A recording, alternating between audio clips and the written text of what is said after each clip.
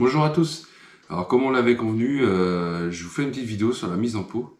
Je vous filmerai après les hausses qui sont... Il me reste une hausse et demie à peu près, qui était encore trop en taux d'humidité, qui est dans la salle de déshumidification. Avec enfin, dans la chambre d'amis, hein, je vous ferai voir après.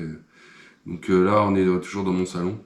Je tenais aussi à m'excuser pour l'absence de vidéo vendredi. Je vous explique rapidement pourquoi. Il a fait beau chez nous jeudi après-midi. Jeudi après-midi, c'était pas prévu, donc du coup j'en ai profité pour poser les chasses-abeilles chez un collègue et chez moi. Et vendredi, ils annonçaient beau, j'ai du coup récolté mes hausses, mais que l'après-midi, parce que le matin j'avais des trucs perso avec mes enfants. Donc du coup, c'était un peu la course vendredi, j'ai pas eu le temps de filmer quoi que ce soit, ni de faire de montage. De toute façon, j'avais rien à monter, j'avais pas de rush vidéo. Du coup, je vous fais une petite vidéo là sur la mise en pot, comme je vous l'avais dit. Donc la mise en pot.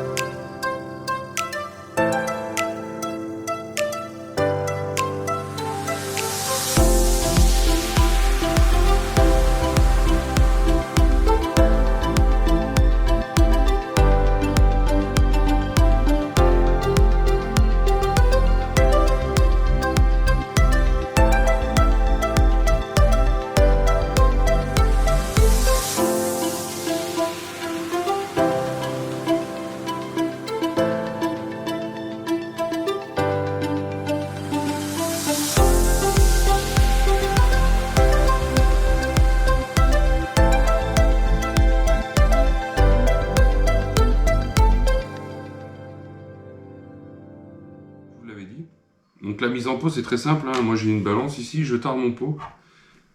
Et du coup, avec mon seau, mon maturateur, du coup j'ouvre le robinet et je pèse tout entre 500 et le plus lourd il fait 512 grammes. Je suis pas à 10 grammes près, hein. Mais pas en dessous de 500. Voilà, parce que je vends, donc je ne peux pas me permettre d'arnaquer qui que ce soit. C'est pas mon but et c'est pas mes objectifs. Moi je suis pas à 5 grammes près. Là il en manque un peu.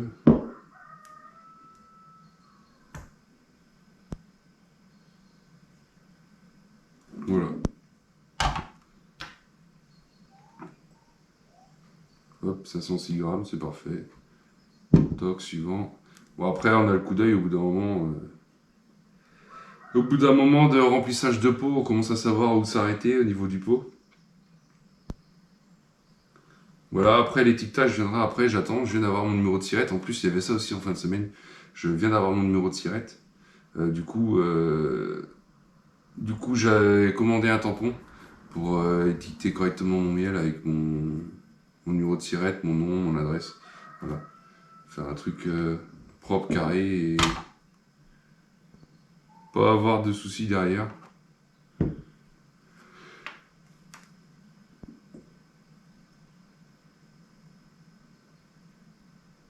Donc là, le miel, il est à 18,5% d'humidité. Celui-là va être plus lourd, c'est pas grave. Là, le miel, il est à 18,5% d'humidité, donc pour moi, c'est parfait. Ouais, on peut descendre en dessous, hein, mais après, ça va trop vite, ça cristallise trop vite et ça fiche trop vite. 18,5, ça fermentera pas, il n'y a aucun souci. Donc on fait pareil. Bon, après, il y en a qui ont des doseuses. Hein. Quand il y a une grosse quantité, moi je pense que j'y viendrai si un jour. Là, mon cheptel augmente, donc si un jour j'ai vraiment trop de quantité à faire, je pense que la doseuse ça deviendra indispensable. Je me vois mal faire. La petite goutte. Je me vois mal faire plus de. Donc là, en miel de printemps, cette année, j'avais 2 ruches en production. Et une troisième qui m'a fait 3 à 4, quoi. 3 à 4 de miel de colza. Du coup, j'ai fait 140 pots. Ils m'ont fait 2 hausses les 2 premières et une demi-hausse la deuxième. Donc j'ai fait 140 pots cette année, plus des pots que je vais faire après pour un collègue. Voilà. Donc voilà, moi cette année, ouais, j'ai dû faire 120 pots à moi et un collègue, j'ai extrait son miel, m'en a donné quelques-uns. On m'a donné pas mal déjà. Et du coup, ouais, mes abeilles ont très bien travaillé cette année, je suis content. J'ai réussi à les amener à faire une belle production de printemps sans qu'elles essaiment, pourtant elles ont voulu. Hein. Il y avait beaucoup de cellules royales dans les ruches. J'en trouvais, à chaque visite, tous les 6 jours, je trouvais au moins une dizaine de cellules. Quoi. Elles en faisaient partout où elles pouvaient. Donc j'ai réussi à les empêcher d'essaimer. J'en ai une par contre là qui est en train de remérer. Donc j'ai pas vu de ponte et j'ai vu des cellules royales mais en plein cœur du couvain. Donc je me suis dit je visite tout et pas un œuf dans la ruche. Donc je pense que soit j'ai malencontreusement tué la reine. Ça m'est arrivé peut-être une fois. C'est une fois l'année dernière, d'en tuer une. Enfin je pense, hein, moi je mets la faute sur moi. Après ça peut être les abeilles qui ont décidé qu'elle n'était pas à leur convenance. Mais voilà, je l'ai pas retrouvée autour de la ruche. Je sais pas. Je pense pas qu'elle ait essaimé, le nombre d'abeilles a pas bougé, donc le nombre d'abeilles a pas bougé, donc je pense pas qu'elle ait essaimé. Il y a vraiment, ou alors là, s'il y a eu un essaimage, c'est vraiment un essaimage tout petit quoi. Mais essaimage, c'est pas c'est pas censé être des cellules en plein cœur du cadre. Non, c'était vraiment, il y a le cadre, c'était vraiment dans le milieu du cadre, dans le couvain quoi. Normalement, ça c'est plutôt un remérage. Donc je vais voir ça, je vais contrôler la naissance. J'attends, là je touche plus. J'ai ouvert, j'ai vu ça, j'ai vite fait regarder les autres cadres qui eux il y en a 2 qui ont des cellules et tous les 8 autres n'ont pas de cellules. Donc du coup je laisse. Je laisse comme ça et je vais contrôler dans 10 jours. J'attends, je me laisse le temps, je veux pas bouger trop les cellules. Je la laisse remérer. Le nombre d'abeilles est toujours bon dedans, donc après ça va vers une rupture de ponte. Je pense que là, ouais, la prochaine récolte, ça devrait pas impacter les prochaines récoltes. Logiquement, ouais, elle sera moins forte forcément, la ruche. Mais ça devrait pas impacter parce que c'est encore plein de couvains. Donc les prochaines récoltes, c'est tilleul d'ici une semaine et demie. Châtaignier d'ici 2-3 semaines. Je pense que ça va être en avance. Le châtaignier cette année, il fait déjà des chatons. Bon, ils sont encore au début, hein, c'est le premier stade. Mais je pense il va fleurir en avance. Peut-être le fait qu'on ait eu beaucoup d'eau. Et l'acacia qui va pas tarder là. Là ça va. Les fleurs sont formées, enfin les bourgeons sont formés, des bourgeons de fleurs. Donc ça va pas tarder à mieler. Du coup, je pense que ça va pas impacter. Donc là, je devrais me retrouver avec 2 ruches de prod qui elles vont bien. La reine est toujours dedans, ça va pas essaimer. Il y en a une sur la première, la deuxième par contre, j'ai vu une reine vierge dedans à ma dernière visite. Pas de ponte. Et par contre, j'ai aperçu une reine vierge. Donc j'ai laissé, j'ai refermé. Je dis on laisse faire. Donc je pense qu'elle a essaimé. Mais il n'y a vraiment pas une grosse perte d'abeilles. J'avais 2 hausses plus le corps qui était rempli d'abeilles. Et là, je me retrouve avec une ruche qui a une hausse et demie pleine d'abeilles et le corps blindé. Donc je pense qu'elle a dû s'aimer, mais pas, ça ne devait pas être un gros essaim. Donc je laisse faire, la reine vierge est née, je la laisse faire sa vie. Et du coup, je suis même pas ouvert la dernière fois que j'ai récolté, donc vendredi. Donc je pense que je vais regarder cette semaine. Elle a dû se faire féconder ou début de semaine, là, c'est vraiment. Elle devrait être fécondée. Donc je vais contrôler ça. Et du coup, je finis de mettre en pot. Je finis la mise en pot, je vous laisse un petit passage. Je pense que je vais faire un petit timelapse. Et puis je vous reprends après pour aller voir les hausses, comment j'ai installé ça. Après forcément c'est dans une chambre donc c'est pas ouf. Mais ce sera mieux après. Quand j'aurai ma mielerie, je vais faire une installation un peu mieux que ça. C'est prévu. Les vagues d'eau, tout sera prévu comme il faut. Parce que là je me fais un peu chier, je vous accorde. Parce que du coup mon déshumidificateur monte beaucoup en température. Qui monte la pièce, des fois ça monte au-delà de... J'ai vu 36, donc là j'aime pas trop ça. J'aime bien être à 30 degrés, donc souvent j'ouvre la porte, je referme, donc c'est pas optimal au niveau de la déshumidification. J'arrive quand même à faire baisser le miel. Hein. Là il était à 24% d'humidité quand je l'ai mis dedans vendredi. Et j'ai contrôlé hier soir, donc dimanche soir. Donc 2 jours après, ouais. 2 jours et demi après, il est descendu déjà à 21. Et il est encore trop haut pour moi, donc je vais le laisser encore une journée en salle de déshumidification. Je veux le descendre absolument au moins en dessous de 20. Ça, pour moi, c'est primordial. Le 20, c'est le maximum. S'il descend à 18,5, 18, tant mieux. Mais je ne vais pas attendre non plus encore 4 jours parce que le problème, c'est que c'est un miel de printemps. Vous voyez comment il est dans les pots? Là, je ne sais pas si vous voyez bien. Ce miel-là, il est en maturateur depuis... je l'ai extrait vendredi. Donc ça fait 2 jours qu'il est en maturateur. 2 jours et demi. Donc là, il est vraiment temps de le mettre en pot. Là, ça passe. Hein. Ça peut encore attendre, je pense, une journée, mais ça va devenir compliqué après. Donc il faut vraiment aller très très vite sur le miel de printemps. Donc c'est pour ça que je vais essayer de le descendre au maximum. Donc je pense qu'il va descendre, là il est à 21, il va descendre je pense à 19, mais au-delà ça va être compliqué. Ça va être compliqué, je pourrais le descendre, mais après au risque de ne plus l'extraire, au risque de ne plus pouvoir l'extraire et de ne plus pouvoir le mettre en pot, parce qu'après il faut que je le fasse maturer pour vraiment épurer le dessus du pot. Là, je vous ai pas expliqué, mais ce que je fais en gros sur mon maturateur, avant de mettre en pot comme je viens de faire là, je suis allé avec un chiffon humide vraiment qu'on essore bien, c'est vraiment humide, c'est pas mouillé. On le pose sur le dessus du pot, parce qu'il faut savoir que le miel est très dense, donc là, tout ce qui est impureté, de fines cires qui ont passé le tamis, vont remonter en surface. Donc du coup, nous ce qu'on fait, on prend un chiffon humide qu'on pose dessus, on plaque bien sur le miel et on retire le chiffon, donc tout le dessus du miel vient avec le chiffon et toutes les impuretés. On perd un peu de miel, mais au moins tout ce qui reste dedans, c'est un miel qui est pur, quoi. Donc voilà, donc je vous fais le petit time-lapse. Et puis derrière, on ira voir les hausses dans la chambre d'amis, entre guillemets, chambre de déshumidification. Voilà. Allez, je vous reprends tout de suite.